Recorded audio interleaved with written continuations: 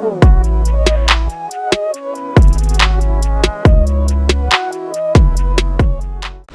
siang, Assalamualaikum warahmatullahi wabarakatuh. Terima kasih sudah hadir di Museum Musik Indonesia. Kita ketemu lagi di acara jumpa pers untuk Nusantara Bernyanyi.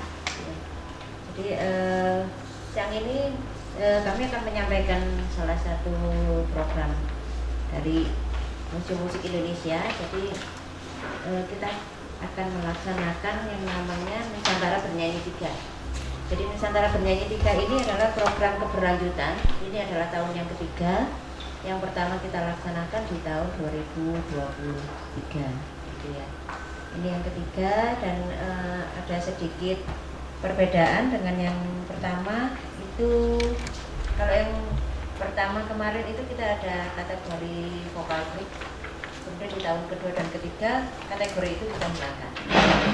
Jadi untuk Nusantara Bernyanyi ini mungkin saya sampaikan dulu bahwa latar belakang pelaksanaan kegiatan ini adalah salah satu perwujudan dari visi Museum Musik Indonesia, yaitu sebagai daya ungkit musik di Indonesia. Dan kemudian kita juga sebagai program keberlanjutan dari program Museum Musik Indonesia, yaitu Nusantara Bernyanyi 2. Dan yang ketiga adalah konsistensi terhadap komitmen untuk mengenalkan musik daerah pada generasi muda, khususnya siswa tingkat SD dan SMP, usia SD dan SMP ya. Itu.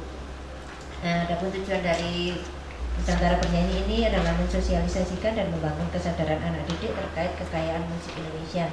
Ini kenapa kita lakukan, karena anak-anak sekarang itu pengetahuan mungkin ya, ketertarikan tentang lagu daerahnya mulai kurang. Jadi ini kita sosialisasikan kembali gitu. Kemudian yang kedua adalah untuk penjajakan pencarian bakat penyanyi muda yang ada di Kota Malang, di Malang Raya ya, Malang Raya. Jadi nggak hanya di Kota Malang tapi Malang Raya. Dan yang terakhir adalah untuk mendekatkan Museum Musik Indonesia ke masyarakat, khususnya ke dunia pendidikan, pendidikan dasar SD dan SMP. Gitu ya. Untuk waktu dan tempat kegiatan sendiri ini kita laksanakan tanggal 6 Agustus. Itu untuk babak penyisian di MCC. Itu nanti kita menggunakan 2 ruang. Untuk paduan suara kita pakai di lantai 5 di amphitheater. Kemudian yang untuk solo kita laksanakan di lantai 3 di ruang kelas ya. Ruang kelas lantai 3 gitu ya. Jadi kenapa kita bedakan? Karena untuk efektivitas pertama, yang kedua biar ini tidak saling mengganggu suara gitu ya. Jadi bisa kita laksanakan serentak antara paduan suara dan solo begitu. Kemudian untuk babak finalnya kita laksanakan di tanggal 10 Agustus hari Minggu di Gedung Kesenian Gajayana. Nah, yang menarik bahwa kategori lomba kita ada solo dan vokal grup masing-masing ya untuk SD dan SMP. Dan di final kita akan tambah lomba, ada tambahan lomba itu untuk supporter.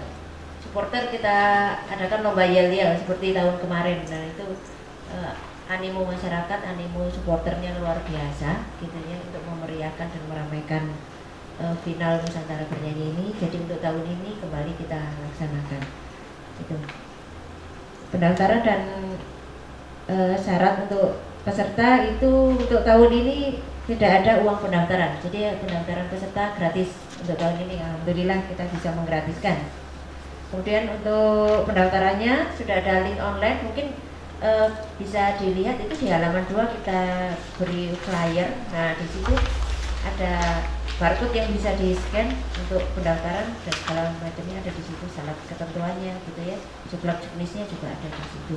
Pilihan lagu-lagunya juga bisa di-scan. Jadi kita untuk solo ada 10 lagu, untuk paduan suara juga 10 lagu. Yang membedakan adalah untuk paduan suara kita ada 1 lagu wajib yang harus dinyanyikan, yaitu Mars Museum Musik Indonesia. Itu juga ada di situ ya, informasi bisa disampaikan di situ. Itu. Kemudian untuk kriteria penilaian ada 3, itu ada teknik vokal, ada pembawaan dan penampilan. Itu. Nah, untuk pemenang sendiri itu akan ada uang tunai dari uang pembinaan ya dari Museum Musik Indonesia Kemudian ada sertifikat dari Dinas Pendidikan dan Kebudayaan Kota Malang dan trofi. Gitu. Nah, untuk informasi kegiatan sendiri bisa melalui sosial media, melalui poster dan flyer yang kita sebarkan ke sekolah-sekolah, gitu ya. Terus apa lagi nih kita informasinya? Kerjasama dan sponsorship. Nah, pelaksanaan Nusantara Bernyanyi ketiga ini kita kerjasama dengan Kementerian Kebudayaan, Dana Indonesiana dan LPDP. Kemudian kita juga bekerja sama dengan Dinas Pendidikan dan Kebudayaan dan juga MCC, gitu ya. Dan sponsor, dan kita ada dari, alhamdulillah sponsori dari FIF, gitu ya. Dan ada didukung oleh Resprod dan Kosmonita sebagai media partnernya Museum Musik Indonesia. Mungkin sekilas itu dari saya. Nanti Mbak Pipim, ini kebetulan saya mungkin lupa ya, saya menjelaskan diri saya. Terus kenal soalnya ya. Oke, saya Ratna tentunya untuk Kepala Museum Musik Indonesia, dan untuk Ketua Panitia, Ketua Pelaksana dari Nusantara Bernyanyi ini ada Mbak Pipim. Ya, ini nanti Mbak Pipim bisa nambah-nambahin ya. Mana Mbak Pipim?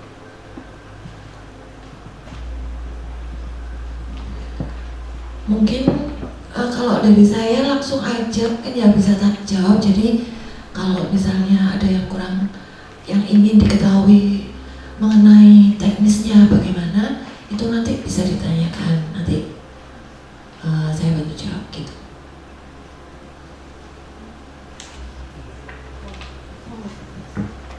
Ya, tadi disampaikan pengetahuan dan kesadaran.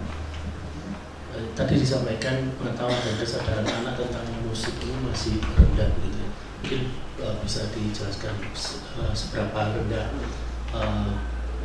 pengetahuan anak tentang musik-musik tradisional atau musik-musik di Indonesia, dan apakah ada target peserta untuk yang kali ini? Terima kasih. Oke, untuk tingkat, jadi memang untuk pengetahuan dan kesadaran anak-anak tentang musik daerah ini, alhamdulillah gitu ya. Dari pelaksanaan Nusantara Bernyanyi yang pertama itu memang sudah jauh lebih baik gitu ya.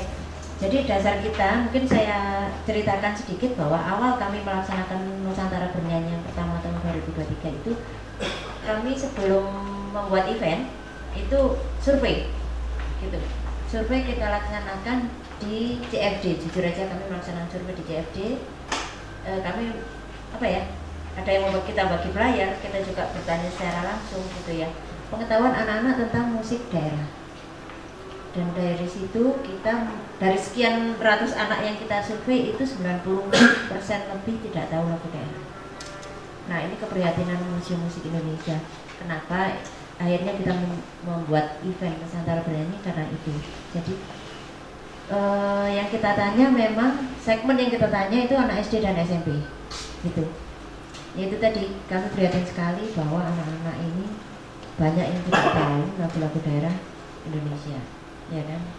Nah, akhirnya kami membuat Nusantara Bernyanyi 1, dan alhamdulillah waktu itu cukup banyak peserta, lebih dari 75 peserta ya, hampir 90 waktu itu seingat saya.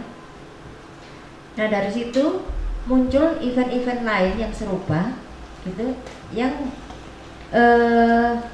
memunculkan lagu-lagu daerah sebagai topiknya, sebagai temanya. Ini membahagiakan sekali buat kami Museum Musik Indonesia. Nah, akhirnya kami putuskan bahwa kami akan menjadikan event ini sebagai event tahunan Museum Musik Indonesia gitu. Alhamdulillah ini tahun yang ketiga untuk kami, dan peserta sampai saat ini update 61 peserta yang sudah mendaftar gitu. Jadi target kami minimal sama dengan tahun-tahun sebelumnya itu, sekitar 75 sampai 90 peserta, itu target kami. Ya. Mungkin karena ini yang ketiga ya, jadi yang ingin saya tanyakan itu, untuk pelaksanaan yang ketiga ini apakah ada pembeda dengan tahun sebelumnya? Mungkin tiap tahun membawa tema besar yang berbeda, mungkin fokusnya di daerah mana atau apa. Kemudian tadi kan ada perbedaan di vokal grup ya. Sekarang hanya ada solo vokal dan paduan suara. Mungkin untuk pertimbangannya kenapa vokal grup itu dihilangkan dan yang dibawakan sekarang solo dan paduan suara itu apa? Terima kasih. Oke. Untuk tema, sebenarnya tema yang kita membedakan dari tahun ke tahun adalah lagu yang dibawakan. Jadi untuk lagu solo dan vokal, solo dan paduan suara, tahun pertama, tahun kedua, dan tahun ketiga lagunya tidak ada yang sama. Nah, karena ini kan Indonesia ini kaya banget gitu ya sama kekayaan lagu-lagu daerah. Nah ini yang kita mau angkat gitu ya. Jadi Indonesia ini kaya loh, kenapa lagunya itu aja gitu kan? Jangan ini pertimbangan internal kami bahwa komitmen musik Indonesia untuk mengenalkan lagu daerah kepada anak usia dasar ya, usia SMP itu.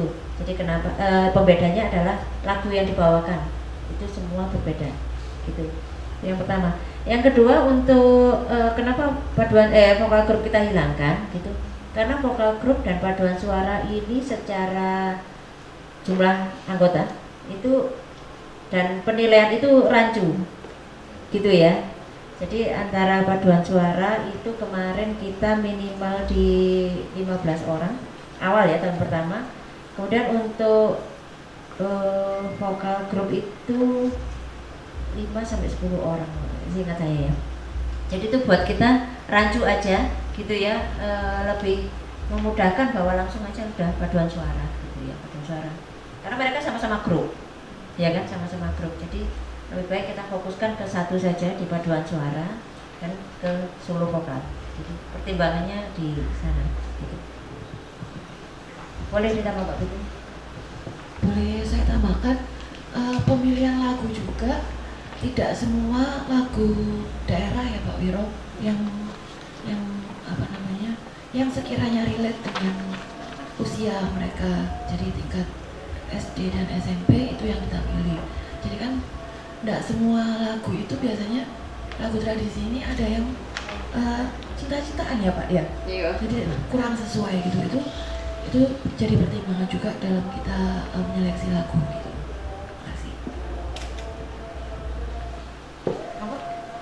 Mungkin jurinya nanti mendatangkan dari mana gitu. Terus tadi disampaikan juga ada pembinaan untuk pemenangnya, pembinaan seperti apa? Untuk juri itu kita nanti ada total juri itu 9 orang. Jadi juri babak penyisian untuk vokal grup, untuk paduan suara ada 3 orang, untuk solo ada 3 orang, dan juri untuk final juga ada 3 orang yang berbeda. Jadi kenapa kita membedakan juri-juri, kenapa nggak yang penyisian dan final itu sama? Nah, kita menjaga objektivitas dan kepercayaan publik ya gitu. Kita nggak mau ada suara di luar misalnya, oh ini jurinya bisa dibeli, atau misalnya oh jurinya kan itu. Nah kita nggak mau. Jadi juri Nusantara Bernyanyi 1 tidak semuanya kita pakai di juri Nusantara Bernyanyi 2 gitu. Kita ada juri-juri baru. Demikian juga untuk Nusantara Bernyanyi 2 dan 3 itu nggak sama. Jadi ada yang sama, ada yang enggak. Jadi kita ada pertimbangan-pertimbangan sendiri gitu ya, terutama untuk objektivitas itu Mas. Jadi jangan sampai peserta gitu ya, orang tua peserta, biasanya orang tua peserta ini kalau jurinya sama itu akan kurang ini ya, kurang mantap atau kurang yakin gitu ya bahwa penjurian ini akan objektif. Nah itu yang kita jaga, sangat kita jaga, karena itu juga kembali lagi ini kita menjaga kepercayaan dan nama baik gitu. Itu yang paling susah, itu yang paling harus kita jaga gitu. Dari elemen apa? Kenapa? Dari musisi atau? Oh macam-macam. Jadi ada dari musisi, ada guru vokal, ada akademisi, itu yang menjadi juri gitu.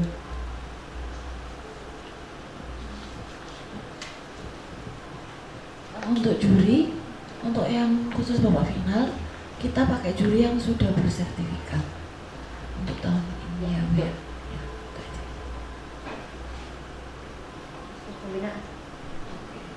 Untuk pembinaan Jadi di tahun ini kebetulan kita ada beberapa event yang memang butuh melibatkan anak-anak seusia mereka. Jadi untuk pemenang di Nusantara Penyanyi 3 ini nanti akan dilibatkan di event musik-musik Indonesia selanjutnya. Boleh di-spill nggak, Bu? Nanti kita speak. Ya, nanti kebetulan di bulan September itu insya Allah kita bakal ada suatu event.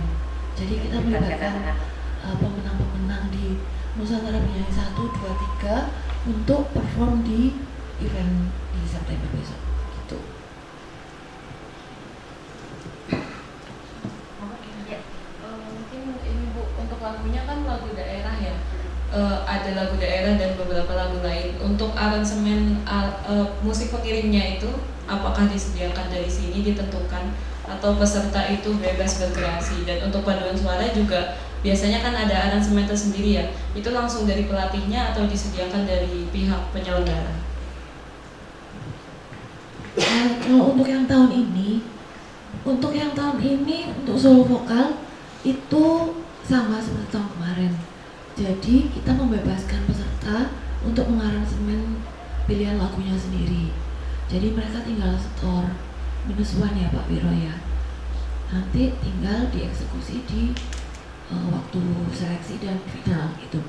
Nah untuk paduan suara, kalau yang tahun kemarin paduan suara itu kita memperbolehkan mereka ada pengiring dan alat musik. Nah di tahun ini alat musik dan pengiring tidak diperbolehkan. Jadi apa? Akapela ya? Ya. Karena yang dinilai vokalnya. Ya, betul. Seperti itu. Ya, akapela. Kayak gitu sih, Mbak.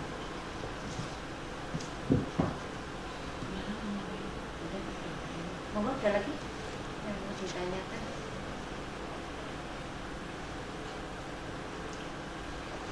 Tadi kan sebelum Nusantara 1, 2 itu juga ada apa namanya, survei. Survei ya. Nah setelah 1 atau 2 itu ada nggak survei lagi melihat dampak dari Nusantara 1 atau 2? Atau nanti setelah 3 ada rencana menyurvei keseluruhan dari dampak Nusantara 1, 2, 3? Kalau kebetulan memang kita belum mengadakan survei lagi untuk efek dampak Nusantara Penyanyi 1 dan 2 yang kita selenggarakan. Tetapi jujur aja bahwa kami sering mendapatkan undangan dari pihak lain untuk menghadiri kegiatan-kegiatan yang melibatkan anak-anak untuk membawakan lagu-lagu daerah. Ada juga event-event anak-anak yang mulai lagi menghidupkan dolanan anak. Nah ini yang dampak yang secara tidak langsung yang kami lihat gitu ya, yang terasa bahwa banyak pihak yang mulai concern terhadap lagu anak, terhadap lagu-lagu dolanan, bahwa ini memang harus dikembangkan kembali, harus di masyarakatkan lagi gitu ya kepada anak-anak gitu. Saya kalau melihat jujur aja sudah mulai banyak gitu ya lagu-lagu anak-anak yang sudah kembali lagi menyanyikan lagu-lagu anak, itu sudah mulai banyak lagi gitu. Ini jujur saja mengembirakan buat kami, biarpun kami tidak melaksanakan surveinya secara langsung, tetapi dengan menghadiri kegiatan-kegiatan tersebut saya sudah meyakini bahwa lagu-lagu daerah, lagu-lagu anak itu sudah mulai lagi digemari, khususnya di Malang Raya ya gitu. Ini ada rencana nanti ada survei lagi? Insya Allah mungkin di akhir tahun ini setelah event kita September gitu, ini akan kita lakukan survei kembali gitu ya, dampak yang sudah dari event-event yang dilaksanakan MMI, dampak apa yang ada di masyarakat gitu ya. Evaluasi lah, mungkin sifatnya lebih pada evaluasi musik-musik Indonesia sendiri selama tahun 2025 ini gitu.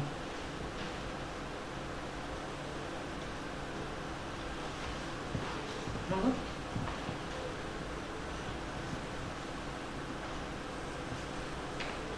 Pak Ki mau nanya apa Pak Ki? menunjuk kita.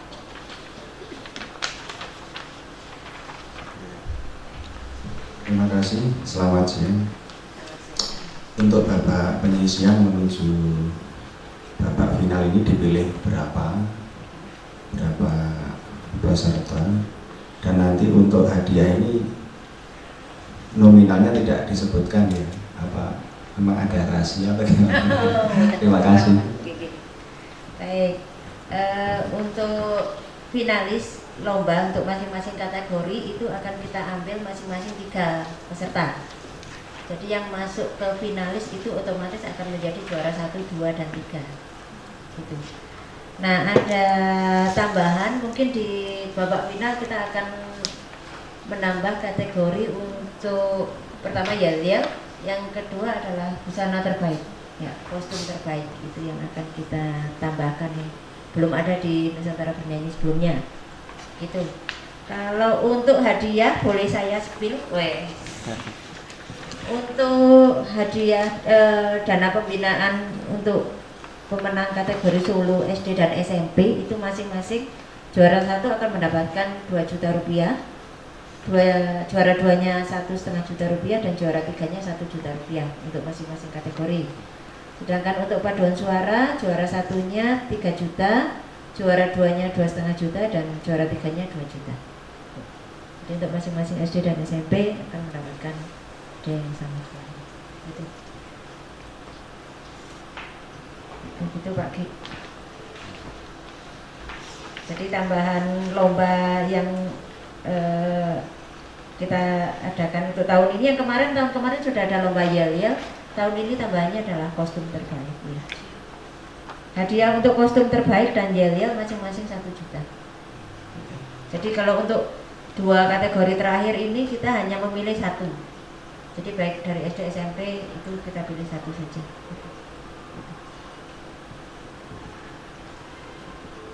Ada lagi? Monggo. Ya. Tadi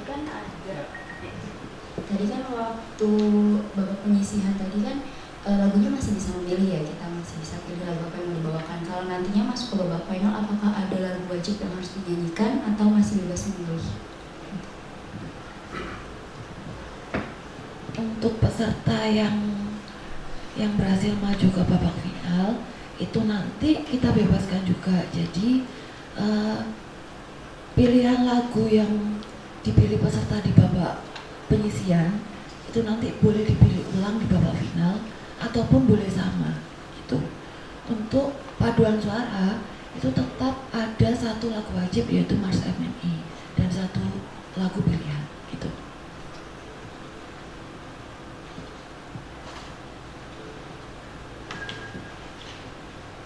Mungkin ada lagi. Monggo kalau ada lagi yang mau ditanyakan. Kalau nggak ada yang mau biasa.